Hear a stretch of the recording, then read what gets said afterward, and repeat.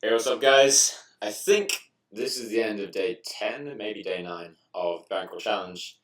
I'm probably going to stop counting it in days because it puts this weird pressure on me where if I then play for like 1 hour of the day, then people are like, well, it's day 12 now. And I don't want to do that. So I'm going to be buying a HUD soon. I've decided, I'll tell you why in a second.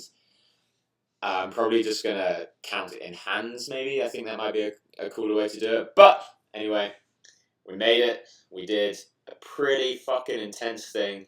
We played a session 5-0, and we got one stack up to 1,000 big blinds and another stack up to 2,000 big blinds. Pretty sick in one session. And it was nicely timed after I went on Joe Ingram's podcast. If you haven't seen that, guys, it was so fucking fun, so interesting. It was nicely timed when there were quite a few people who were like, I don't think Charlie can beat the micro stakes. And like shout out to those guys. There's always some people that like to try and put other people down because they can't do it themselves. But I'm going to teach those guys, hey, we don't judge you. We don't think you're a dick for doing what you do, but we can help you. We can help you get out that negativity, all that bad energy inside of you, and use that energy in an optimistic way, in a way that can say, hey, how about we all just rise up through the ranks? Because, there's so many people out there playing poker. There's room enough for all of us, at least at the moment. Get in whilst it's hot. So I'm going to be playing with a HUD now. I think I'm going to move over to a different site. I'm thinking about Party Poker maybe. And then I'll keep on PokerStars for the W Coop, which I'm going to be streaming. And shout out to W Coop, by the way, guys. I'm going to win one. And you know when you just feel it. You know when you just feel that you're going to win at least one. It's going to happen. I'm going to do it on stream. It's going to be sick. Just a little prediction there. So keep in tune for that, and I'll stream every single session I play for W Coop as well. So yeah, I'm thinking about buying a HUD. I really didn't want to buy a HUD. I don't agree with them super well ethically because the recreational players that use them often don't know that play don't know that HUDs exist, which to me is pretty unfair.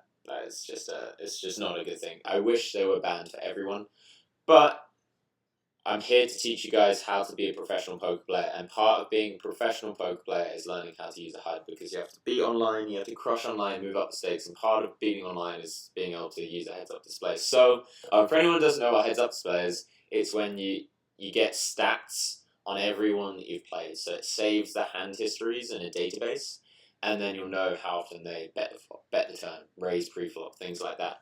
And so I'm going to go through how to use a HUD very, very simply. I'm going to start off with just the pre-flop HUD, because I think at the beginning of people's careers, they tend to use a HUD and just get really caught up in the numbers. Oh, he's barreled the turn twice, that means I need to cool down bottom pair. And it really messes up people's thought processes when what you want at the beginning of your career is not to have too many variables at once competing with each other to fight for the space at the front of your cortex, the real forefront of your brain.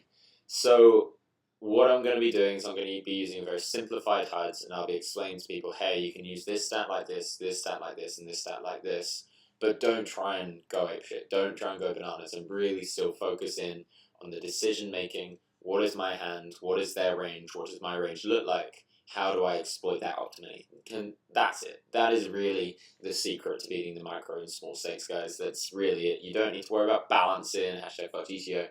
You don't need to worry about keeping a 13.6% check raise, shit like that. You just need to be playing your hand against their range and also be thinking about what they might think your hand is.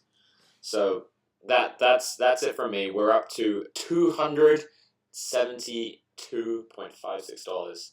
We have in approximately 10 days, 10 sessions at least, managed to 5.5x our roll.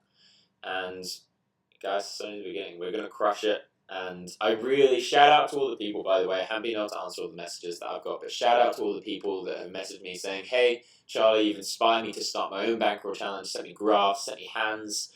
And it feels really good. And knowing that people, I've had people message me saying, hey, I've been break even for the last 2 or 3 years, but now I've watched you play, I've implemented some of the things you've done, and something's clicked. or someone that mentioned that they've given up weed because they heard me speaking about how smoking weed every day is really not good for poker, and they suddenly win like 3 tournaments.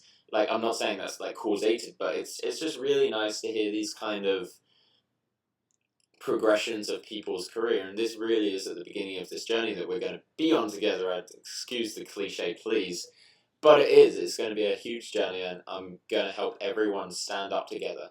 And guys, there is enough space out there for everyone that's going to be listening to this. You can make it. There's going to be enough there, but also you do have to have that inner drive. You have to be able to. You have to be the person that's working harder than other people. So do not forget that, guys. Do not forget that if you want to make it as a professional poker player nowadays, in the climate nowadays, you're going to have to work really, really hard. So be honest with yourself before you embark on this journey. Are you the kind of person that can play poker for days on end and not be bored and be excited about playing the next day? Are you the kind of person that can lose a quarter of a bankroll, take a bit of time out if you're tilted, and then come back the next day and still be excited to play? Are you that kind of person? Because you really need to be. And if you're not, that doesn't mean you're not forever. You can set your sights and be like, hey, I really want to be this kind of person. What happens when you set your sights is you start to see all the incremental increases of your persona and your psyche that can get you to that stage. So it doesn't, just because you're not the kind of hardworking, motivated person now, it doesn't mean you can't be. But I'm saying it is a necessity. There are also a bunch of other necessities that I'll probably go over at some point to become a professional poker player. But that'll do it for now, guys. I'm probably going to be streaming either today or tomorrow, and the W Coop is going to start, I think, 2nd of September.